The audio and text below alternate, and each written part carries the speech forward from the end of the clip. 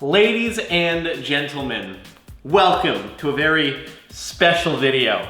Now, you may have witnessed a couple weeks ago in the 1,000-degree knife video, we're gonna be reusing this knife here, but you may have noticed that I said it was my first time ever using the stove. Well, today, it's gonna be the second time ever using the stove. God, Jesus.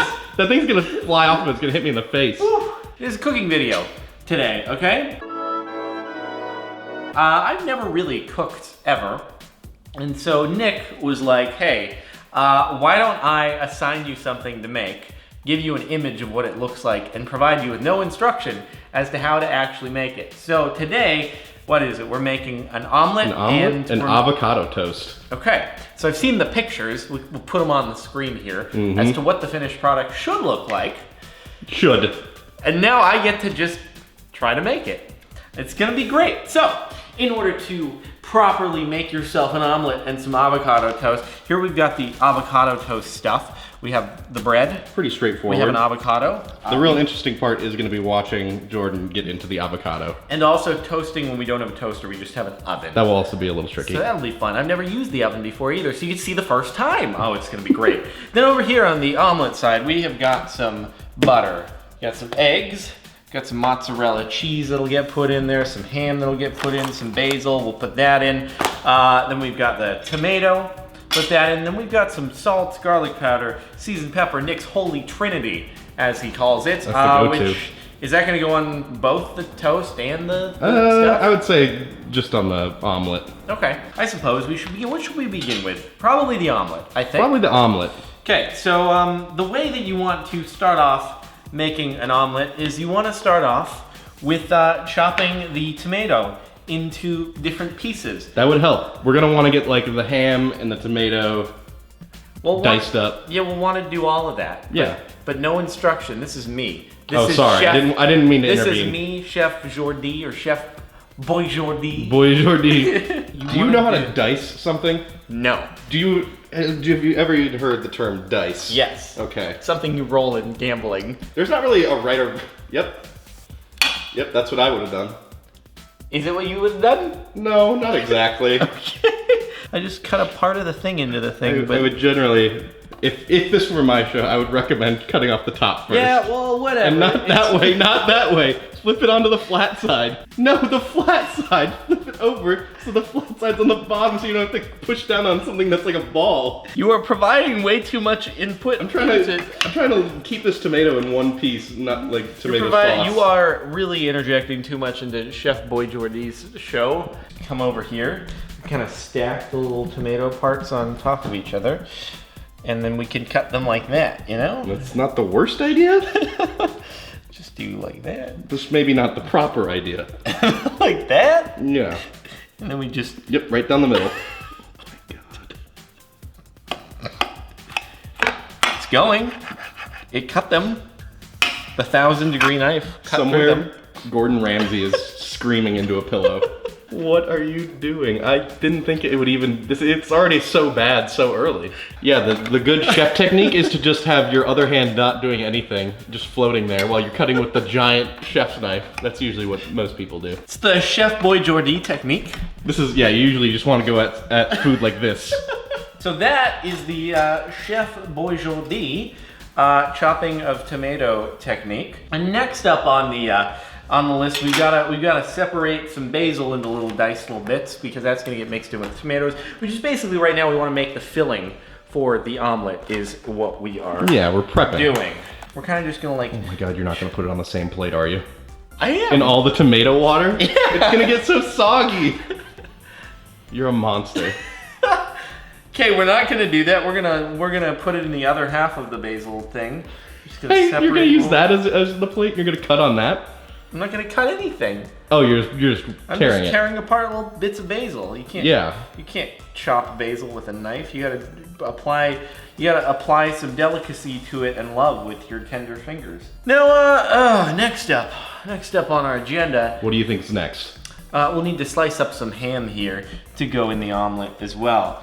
Now, we've got only the very finest ham here for the chef. Without antibiotics. Exactly. Biotics. Why did they say antibiotics? That's okay. Here at this culinary arts school of ours, we have unique pronunciations that are the correct way to pronounce things. Because only the finest of cooking goes on here. All right, so anyway, we're gonna open up our ham-ski doodles here. Now, in order to properly dice ham, you wanna fold it up, much like an origami paper airplane. It's not the worst idea. Okay. Probably, I mean. Of course it's not. Do you not know who you're talking to?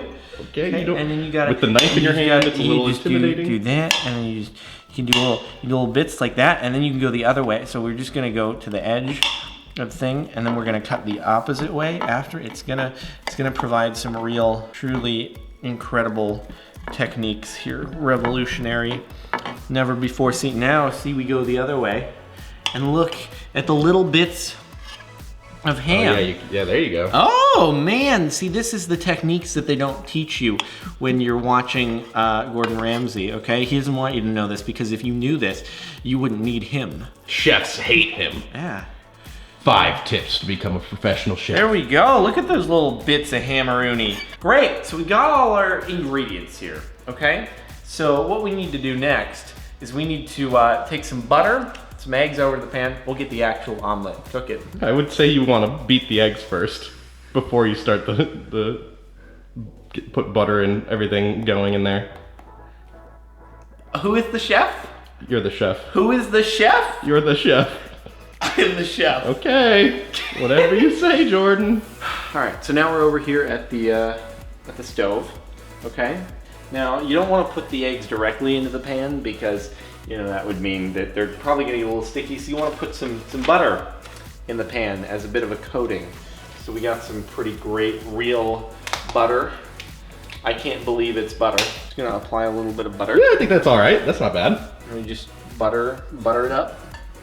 Now the flame is not currently on. It's not on. We just want to. You're pre-buttering this pan. What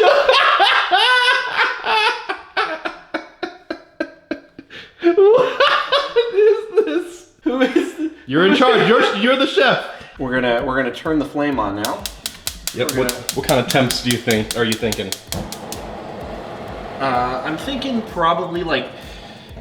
Yeah, you're probably gonna go with more of like a medium kind of heat. All right, so there we go. We got it a little That buttery looks all right. coated. That looks all right. So now we gotta do next. We gotta put the eggs in. How do I do this? So we crack the egg. This is really one of the main things that I picked the omelet for. Okay. Oh, that sounded like a pretty good. Crack the egg. Yeah, that's good. That's good. That's fine. Put the egg in. Okay, so that's egg number 1. All right, you want to hurry. We want 2. We want. Eggs. Want 2 eggs here? I mean, if you want 2 eggs.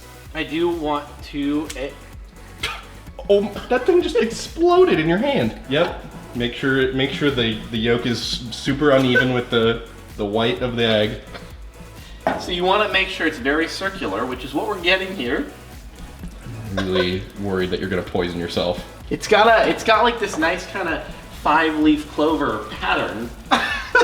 That's something that I look for in an omelet. Yeah, that's actually what you should be doing. You want to get the bubbles out. Okay, you're poking.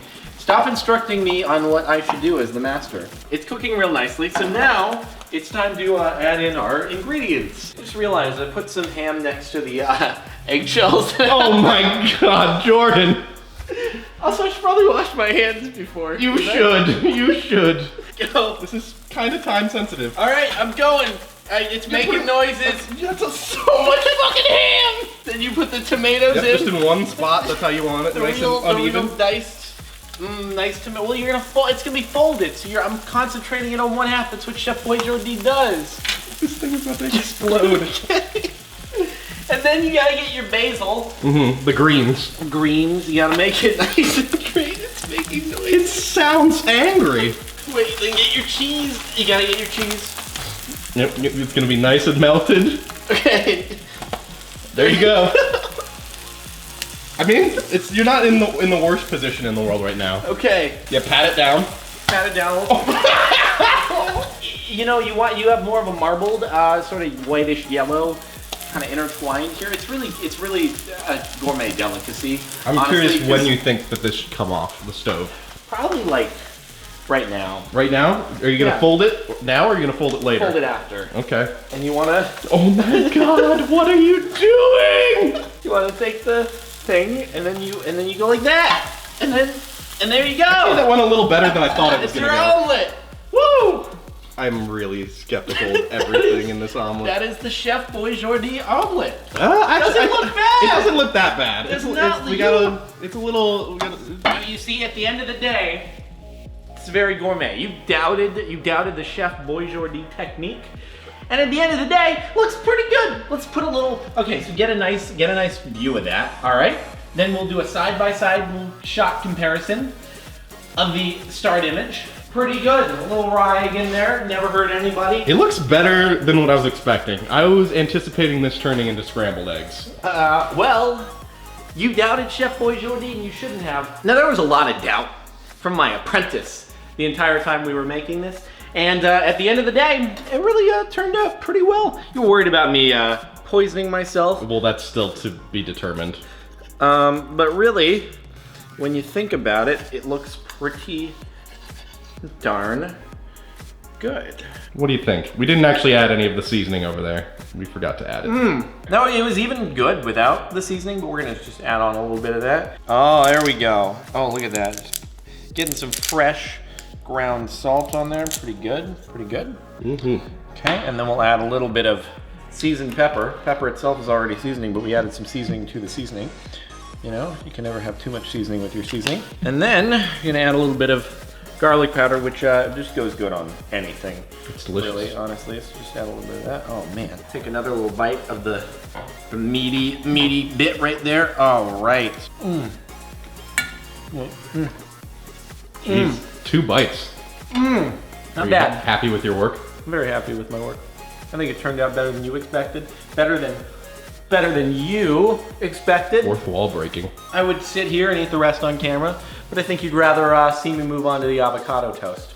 So let's do that. All right, so omelet done, out of the way. Next up, we're gonna focus on our avocado toast here. So in order to do that, this is much more simple than the omelet. All you have to do, as Chef Joy-doy-dee,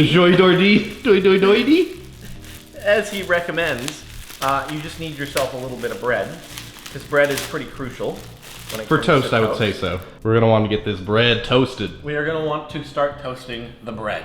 Now, in order to toast you some bread, normally you want a toaster, but the Chef Boyardee Doesn't believe in toasters. the Chef Boyardee does not believe in toasters. Now, this is a new oven here. It's actually not new, but it's not been used by me. Now, what you want to do is, in a situation like this, you want to memorize your off points on the oven, so if things get really out of hand, you know how to put out the fire by hitting. If things catch on fire, you set it off and the fire goes away. There we go. I like that you put it on the edge and it's like sort of just hanging out there. Yeah, well, that's what you do when it comes to bread. Yeah, you don't want to put whatever you're cooking in the oven in the middle where it would cook the most even. No, because then you might have a burn hazard when you want to take it out, which That's isn't right. good. I'm gonna have to keep an eye on that piece of toast over there. Okay, in the meantime, while your toast is toasting, you want to grab yourself an avocado that you hopefully purchased nice and ripe. But then what you want to do is you want to cut kind of around, because the avocados have a pit in the middle of them. So you want to cut around the pit, trying to not cut your finger off simultaneously. And that will enable you to, there is avocado like coming out of the butt there. Well, there you go. Pretty nice, squeezing out of the butt. So now in order to make the avocado toast, you gotta slice up your avocado. Right there, you gotta slice it up like you're making guacamole. So now we've got our slices of avocado. They're looking nice and ripe. And then you just wanna, like a mango, you wanna bend it out. Just like a mango. Yeah.